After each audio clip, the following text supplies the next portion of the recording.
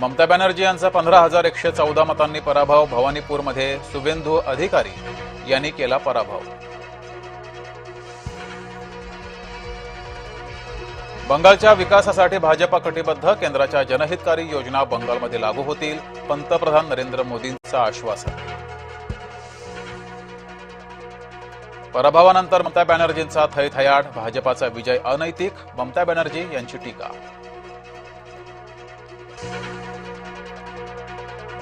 आजचं अपयश राहुल गांधींचंच. भाजपाचे राष्ट्रीय अध्यक्ष नितीन नवीन यांचा निशाणा.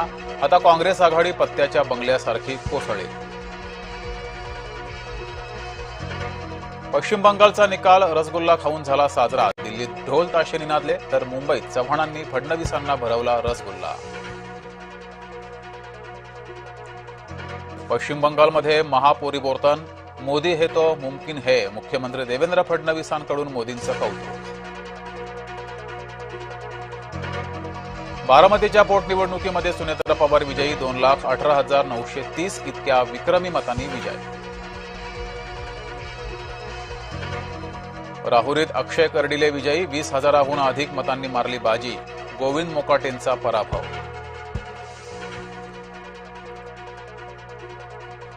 राहुल गांधींचा 100वा निवडणूक पराभव. काँग्रेसची अवस्था देशभरात दयनीय. केरळमध्ये भाजपाचा उमेदवार जिंकला. व्ही मुरलीधरन यांचा अवघ्या 428 मतांनी विजय. माकपच्या उमेदवाराला भाजपानं हरवलं. केरळमध्ये डाव्यांना काँग्रेसनं हरवलं. केरळमध्ये काँग्रेस प्रणित यूडीएफला बहुमत. थलपती विजय ठरला जादूगार. हिंदू दलित मतं थलपतीकडे. तामिळनाडूमध्ये सत्ता बदल आणि सामाजिक बदल सुद्धा.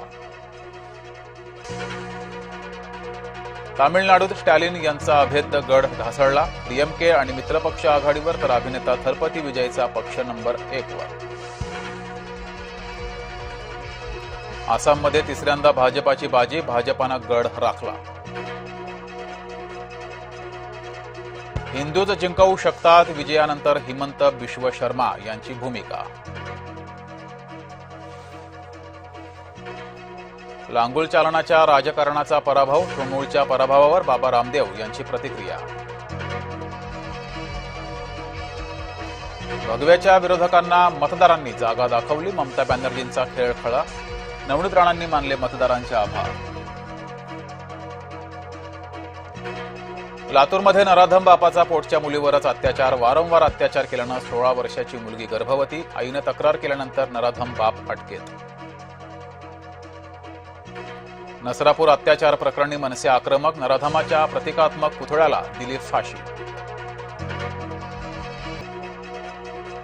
अशोक खरातचा ताबा आता शिर्डी पोलिसांकडे. खरातला घेऊन पोलीस शिर्डीत. जमीन फसवणूक आणि अवैध सावकारी प्रकरणात चौकशी. अमरावतीमध्ये माथेफिरूचा परिचारिकेवर जीव घेणा हल्ला. माथेफिरूकडून बाटली परिचारिकेच्या पोटात खुपसण्याचा प्रयत्न.